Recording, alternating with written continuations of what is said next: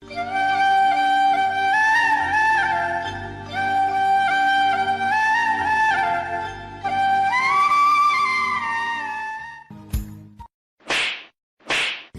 এত খারাপ আগে জানতাম না।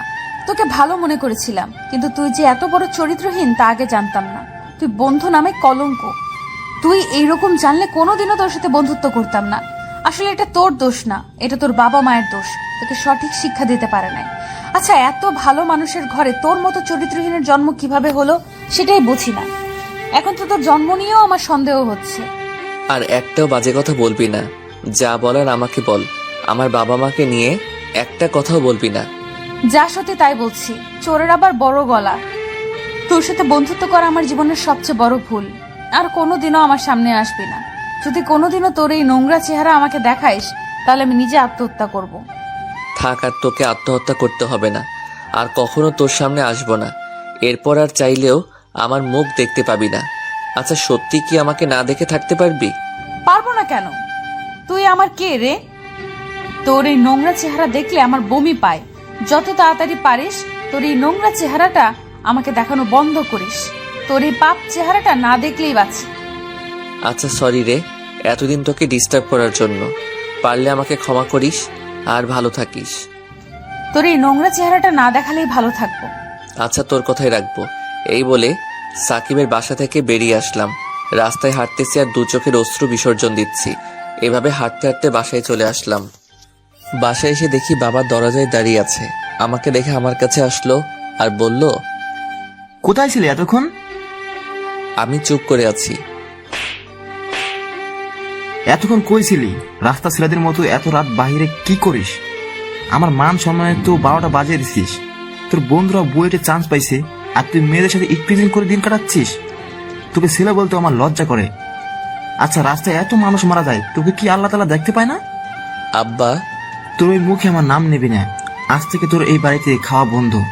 কেউ যদি ওকে খাবার দেও তো আমার চেয়ে আর খারাপ কেউ হবে না। এই বলে বাবা চলে গেল। আর আম্মা দূরে দাঁড়িয়ে কাঁদছে। কিছুক্ষণ দাঁড়িয়ে থেকে রুমে চলে আসলাম। কিছুক্ষণ পর সিমি আপু রুমে এসে খাবার দিয়ে গেল। দেখলাম ওর চোখেও পানি। খাবার দিয়ে চলে গেল। খাবার আর গলা দিয়ে নামলো না। সকালে যেতে হবে নতুন গন্তব্যে। এতক্ষণ কি হলো কিছুই বুঝলেন না তো? আসুন আপনাদের বুঝিয়ে দেই। তার আগে পরিচয়টা দিয়ে দেই। আমি সালাফি, বাবা মায়ের তৃতীয় ও সবচেয়ে ছোট ছেলে। বাবা মা আর বোনদের চোখের মণি। বড় বোনের নাম তুলি, মেজ বোনের নাম সিমি। বড় বোনের বিয়ের সম্বন্ধ চলতেছে। আমরা 4 জন বেস্ট ফ্রেন্ড। বলতে গেলে আমরা 4 জন, কিন্তু আত্মা একটাই, সাকিব, লিমা, সাব্বির আর আমি। এখন গল্পে আসা যাক।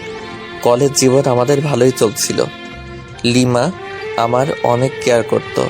বলতে গেলে ওর সব কথা আমার সাথে বেশি শেয়ার করত। প্রথমে বন্ধুত্ব থাকলেও আস্তে আস্তে আমার জীবনে লিমা অনেকটা জায়গা দখল করে নেয়। কিন্তু জানতাম না এটাই আমার জীবনে সবচেয়ে ভয়ঙ্কর আধার ডেকে আনতে চলেছে। একদিন কলেজ থেকে বাসায় যাচ্ছিলাম। হঠাৎ দেখি একটা মেয়ে আনমনে হাঁটছে। পিছনে একটা গাড়ি আসতেছে, কিন্তু সেদিকে তার কোনো খেয়াল নাই। রিক্সা থেকে নেমে দৌড়ে মেয়েটার কাছে গিয়ে মেয়েটাকে ধাক্কা দিয়ে সরিয়ে দিলাম। এতে মেয়েটা ছিটকে গিয়ে রাস্তার পাশের পোলের সাথে বাড়ি খেয়ে অজ্ঞান হয়ে পড়ে গেল। মেয়েটার জামার কিছুটা অংশ ছিঁড়ে গেছে আর মাথা দিয়ে রক্ত পড়ছে। দৌড়ে মেয়েটার কাছে গিয়ে মাথাটা কোলে নিয়ে পাশের মানুষদের সাহায্য চাইলাম, কিন্তু সবাই ভিডিও করা নিয়ে ব্যস্ত। তাই মেয়েটাকে কোলে নিয়ে ছুটতে লাগলাম। পাশ দিয়ে যাচ্ছিল লিমা, সেদিকে আমার কোনো খেয়াল নাই। হাসপাতালে নিয়ে মেয়েটাকে ভর্তি করে মেয়েটার ফোন থেকে ওর বাসায় ফোন দিলাম। মেয়েটার আত্মীয় স্বজন আসলে আমি বাসায় চলে আসলাম। বাসায় আসতেই সন্ধ্যা হয়ে গেল। বাসায় আসতে দেখি আব্বা দরজায় দাঁড়িয়ে আছে। আমাকে আসতে দেখে কিছু না বলে আমার গালে সজোরে 2টা থাপ্পড় মারল। এরপর যা বলল তা শুনে নিজের কানকেই বিশ্বাস করতে পারছিলাম না। বাসার গেটে আব্বা দাঁড় করিয়ে জিজ্ঞেস করলো, কোথায় গিয়েছিলিস? কলেজে আব্বা। মিথ্যা বলতে তোর লজ্জা করে না? দিন দুপুর অন্য মেয়ের সাথে ডলাডলি করতে? তোর লজ্জা করে না? একটা বারো আমার কথা ভাবলি না? আমার সম্মানের কথা ভাবলি না? আব্বা, আমি কি করছি? তুই কি করছিস জানিস না, তাই না? কুলাঙ্গার কোথাকার, কি করছিস মনে নাই? দাঁড়া, আমি মনে করে দিচ্ছি। লিমা! আব্বা লিমা বলে ডাক দেওয়ার সাথে সাথে লিমা ঘর থেকে বেরিয়ে আসলো। দেখলাম ওর চোখে পানি। এই কুলাঙ্গারটা কি করেছে ওর মনে নেই, ওকে মনে করে দাও তো। লিমা ওর ফোন বের করে একটা ভিডিও চালু করলো। ভিডিওতে আমাকে আর ওই মেয়েটাকে স্পষ্ট দেখা যাচ্ছে। আমি মেয়েটাকে কোলে নিয়ে দৌড়াচ্ছি। মনে পড়েছে এবার কি অপরাধ করছিস? তোর মতো কুলাঙ্গার মুখটা দেখতেও ঘৃণা লাগছে।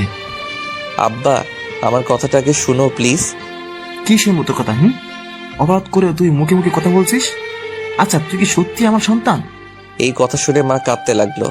মায়ের কান্না দেখে আমারও চোখের পানি চলে আসছে। আজ আমার জন্য মায়ের সতীত্বের প্রশ্ন উঠেছে, আর একজন নারীর কাছে তার সতীত্বের দাম সবচেয়ে বেশি। আব্বা, আমাকে যা বলার বলো, মাকে কিচ্ছু বলবে না। আমার সাথে রেগে কথা বলছিস? এত বড় সাহস তোর? দাঁড়া, তোর সাহস ছুটাচ্ছি।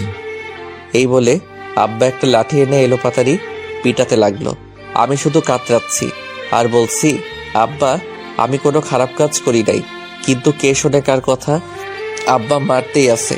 অন্যদিকে সিমি আপু মাকে ধরে কাঁদতেছে আর বলছে, মা, আব্বাকে মারতে মানা করো প্লিজ। এইভাবে মারলে ভাইয়া মরে যাবে। ও মা, তুমি তো মা, প্লিজ তুমি কিছু করো। মা কিছুই বলছে না, শুধু কাঁদছে। অন্যদিকে লিমা শুধু দাঁড়িয়ে দাঁড়িয়ে দর্শকের মতো দেখছে, সাথে বড় আপুও। সিমি আপু কোনো উপায় না পেয়ে আব্বার পা জড়িয়ে ধরে বলছে, আব্বা প্লিজ ভাইয়াকে ছেড়ে দাও, আর মেরো না, ভাইয়া মরে যাবে। আব্বা তুমি দয়া করো। সিমি আপুর কথাই মনে হয় আব্বার কিছুটা দয়া হয়েছে, তাই আব্বা আমাকে ছেড়ে দিয়ে বললেন, আজ তোকে ছেড়ে দিলাম, কিন্তু তোর খাওয়া দাওয়া বন্ধ, তোর কলেজ যাওয়া বন্ধ, তোকে আর পড়তে হবে না। কেউ যদি ওকে খাবার দেয় তার জন্য কঠিন শাস্তি অপেক্ষা করছে। এই বলে আব্বা চলে গেল। মাও কাঁদতে কাঁদতে চলে গেল, সাথে বড় আপুও। সিমি আপু দৌড়ে এসে আমার মাথা ওর কোলে নিয়ে কাঁদতে লাগলো, আর লিমাকে বলল, একটু সাহায্য করো তো প্লিজ, ভাইয়াকে রুমে নিয়ে যাই। ওকে ছুতেও আমার ঘৃণা হয়, আর সাহায্য তো দূরের কথা। তোমরা না বেস্ট ফ্রেন্ড, তাহলে তুমি এসব বলছো কেন? Best friend? হাসালেন। ওর মতো চরিত্রহীন আমার বেস্ট ফ্রেন্ড? ও মরলেও আমার যায় আসে না।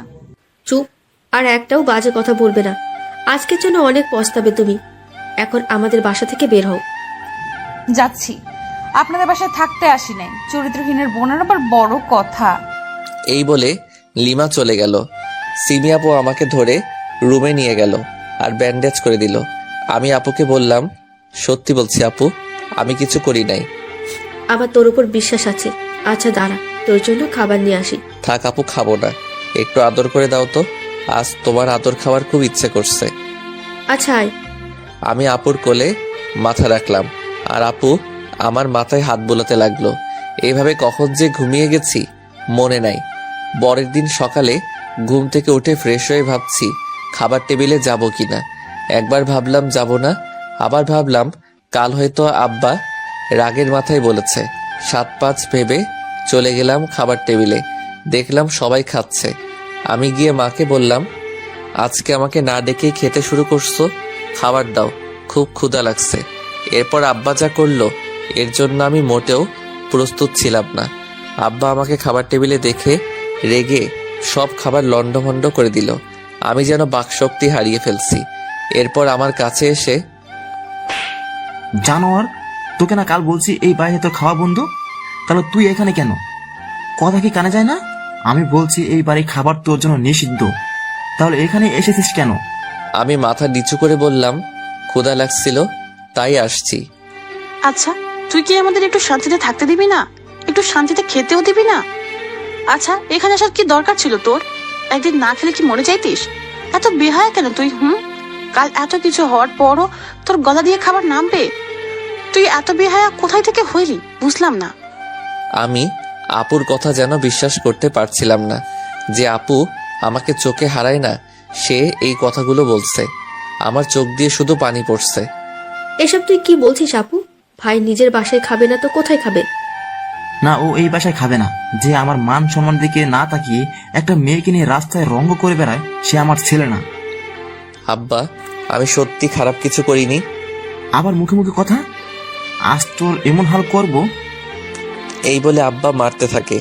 এক সময় আমাকে টেনে হিচড়ে রুমে নিয়ে দরজা বন্ধ করে দেয় আর বলে, এই রুমে যেন কেউ খাবার না দেয়, না হলে ব্যাপারটা খুব খারাপ হয়ে যাবে। আমি রুমের মেঝেতে বসে কান্না করছি। কতক্ষণ কাঁদছি মনে নাই। পেটের ক্ষুধায় মরে যাচ্ছি। হঠাৎ দেখি সাকিব কল করছে। কল করেই বলল, আজ কলেজে আসিস নাই কেন রে হারামি?